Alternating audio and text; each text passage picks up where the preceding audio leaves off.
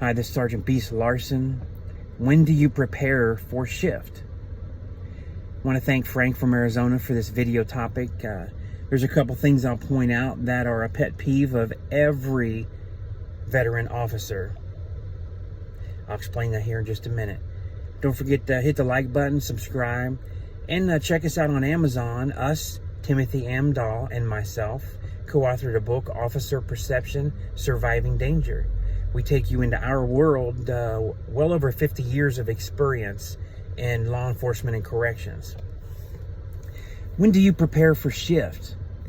Do you wake up, your shift's at 6 a.m., you get up 4:30, got to get ready, hit the snooze, grab half bowl of cereal, throw on your uniform, grab your belt, run out the door, you get to shift, run in, go to the bathroom, start telling jokes, and go to briefing. Is that how some of you do it? I know this because I've seen you come in the door. I've watched you as a CERT member and as a sergeant come through the front gate, come into the briefing room. You look halfway like you just got off work or you just woke up from a party, threw your clothes on from your car. This is dangerous for you and for everybody. I'll tell you why. And Frank and I, we discussed this. The best time, the must time to prepare for your shift at 6 a.m. is the night before. Prepare meaning get your uniform ready. It's clean and pressed. No stains, no dirt, ketchup, mustard on there. No tears, no holes. There may be a rare exception where it's been a rough week and you've got some uniforms that's got some tears and snags in them and you're waiting for new ones. We understand that. But it's not 99% of your shift should not be in a dirty uniform. Make sure it's clean. Bring that in. Remember I did a video about officer presence, how you present yourself. Boots shining, cleaned, not dirty and muddy. You need to come in clean. You need to let them know. That's visual to the inmates. Your belt, whatever you have at home. Make sure your belt's clean, functioning. It snaps good. You have your belt keepers. They're present.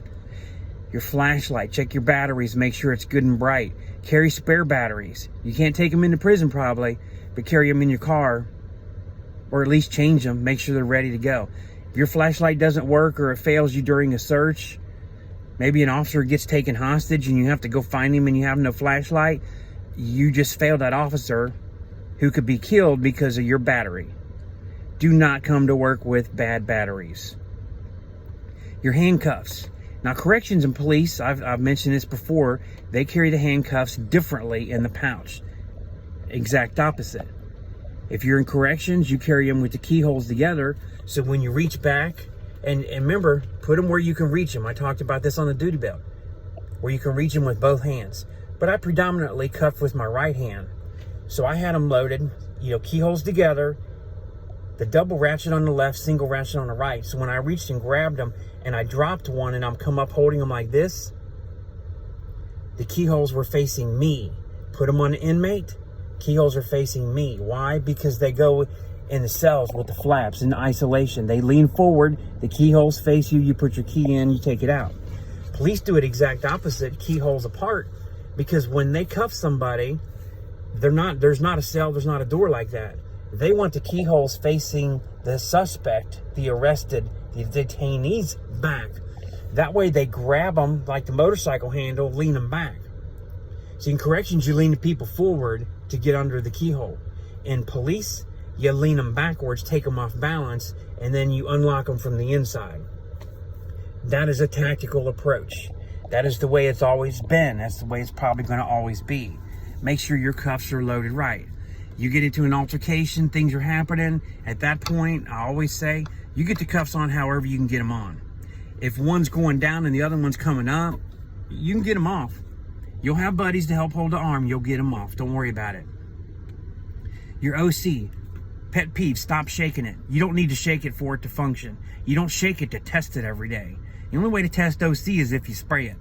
But you don't want to keep spraying it because you'll run out and you'll have your can be half empty when you need it. You walk into a dorm and you may need to spray 2 or 3 people and they each need a good second dose and you only have 1 second left because you're playing with it.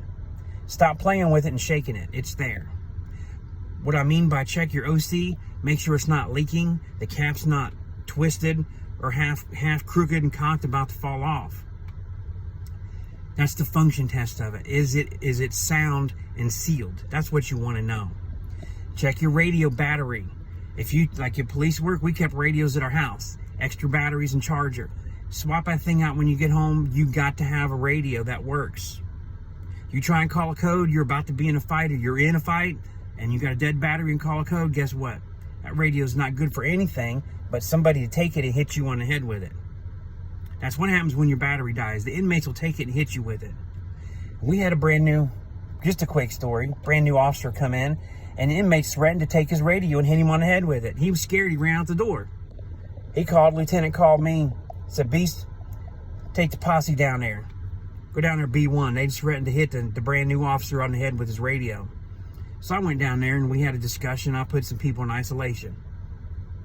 And that was it. The words I chose to use and the presence I chose, the officers I took with me, remember? Take some big buddies. I took a couple tall guys that like to fight. And we went down there and had a discussion about, you know, let's volunteer about this radio on the head business. And nobody was injured. They went to isolation. They got rode up like they're supposed to. We handled it the right way. Just give them the look. And by the way, I gave the look here. The wrinkles on my head are not from age. They're from pre-planning. They're from ironing my uniform a night before, making sure that I'm prepared, and losing 15, 20, 30 minutes worth of sleep. This is from planning. Right here, all these wrinkles. Thinking about things, what-ifing things. What else do you do the night before? What if?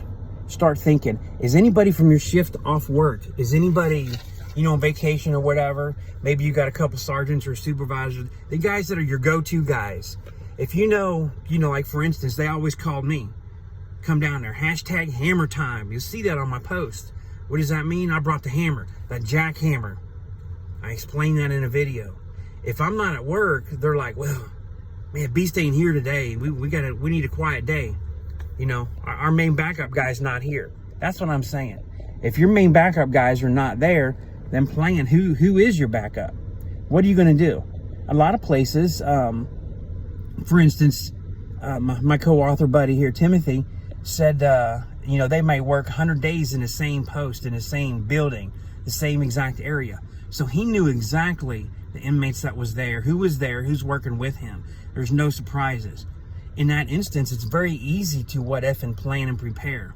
Well, if we come in and they're tattooing and doing this, or they started drinking the hooch because of the ball game early, what am I going to do? How am I going to handle that? Think of this stuff. Don't always be reactive. Be proactive. Have a couple plans in place. That's key. Key to survival. Okay? You come in, you get into shift briefing. If your radios are there, check them right there on the spot. Check the battery. Call on the radio check. You have a code for that. You go to a different channel. However you do it, check that radio. Make sure somebody hears you and you hear them clearly, not statically. Like that word? That's frustration when your radios don't work and they won't upgrade. But make sure you can hear and they hear you. You get the hint. I'm nodding my head. These things are life serious here. About the cuffs and the OC and the radio and your flashlight working. This could make the difference if you living or dying and coming home. You get through your briefing, everything's done, equipment. We did inspections a couple times a week for this reason. Make sure things are in order and right and working. You get on post, you walk down there, you get to post. When you walk from briefing to post, do not walk with your stab vest over your shoulder. Do not do that. Your stab vest should be on, under your shirt or over your shirt, depending on which kind you have. Don't walk it with it in your hand, because that tells the inmates, you're going to throw it on because they're making you. You don't want to. That means you only do what you have to because you're made to. You don't doing it for officer safety. It means you don't care about yourself and everybody else. That's basically what it means. You walk with that vest over your shoulder, you know what? You'll never be a part of my team of posse. I don't take guys to isolation and special interior units with me with the vest over their shoulder. They know. That vest is on their body. They walk down with lunch or paperwork or whatever, the mail, inmate mail in their hand. Never a vest. You're not a warrior doing that. Get on your post, look at your book. Remember, if it's not wrote down, it didn't happen. There's got to be proof. Read the journal, read your daily log, see what's going on, ask the officer, do a good, thorough shift relief. Find out what's going on. What are the inmates up to? More than 50% of the time, you're going to relieve an officer that kind of doesn't care and they're tired and just want to run out the door. They won't want to tell you. Ask the questions. Make them stay that 5 minutes and tell you what's going on. Conduct a good shift relief. You hear this all the time. Check your book, your equipment, log it. Log all the equipment you're supposed to have. Fire extinguisher, first aid kit. You know, any PPE equipment you need to list, put it on there. If you're up in the tower and there's guns involved, check them out. Check them out. Check out the bullets. Make sure they're functioning. The bullet doesn't fall out of the shell casing. I hate when that happens. Don't relieve that person if the bullets are falling out. You call a supervisor and everybody stays there. Conduct it, document it. Then you're ready to go through your first walkthrough. Walk around. This is why you need to prepare the night before. You need your uniform, boots shined, everything looking squared away, top notch. Bring that officer presence to them. Let them know they're like, man, and this guy's ready to go to work. He's clean, he's all shiny, polished, he's happy. Man, it's going to be a long day for us. We can't get anything by him. He's ready to go. His eyes are already looking, checking everybody out. That's what you got to do for the inmates. Look at them out. Check them out. What are they doing? Are they tattooing? Are they making hooch? Are they cooking? Are they in the bathroom? You know, all these little words that you have for these things they plug in to heat up soup in the toilets. Are they doing that in the common areas? What's going on? Is there big domino games going on? Are the ball games going on? Does it look like gambling? Are they working out? You need to figure out what all these things are happening. What are they allowed to do and not allowed to do? And put a stop to it right away. You got one chance to take charge and control of your dorm, of your area. Make it count. You look good. You're clean, shiny. You go through and say, nope, we're not doing this today. I don't care what the other officer did that and let that happen. This is not allowed. Not allowed on my shift. Not allowed by me. Stop. Put it away. And if they don't, you call a couple officers. You come get and you seize whatever they're doing. Take the contraband and you end it right then. Get control immediately. Establishing command and control. That's what you've got to do. Prepare the night before, folks. Equipment the night before. Equipment function check the night before. Police officers tend to do this more than correction officers do because they take a lot more of the gear home. We had a designated place in the house. I would hang my gun belt, put my vest and stuff right there in the closet. So I kept everything organized. Charger was right there on the shelf next to everything. It's okay. You can walk into prison, walk into county jail and do the same thing. Gather up what you need. You're mentally ready. You come in. Okay? Now, lastly, you need good sleep.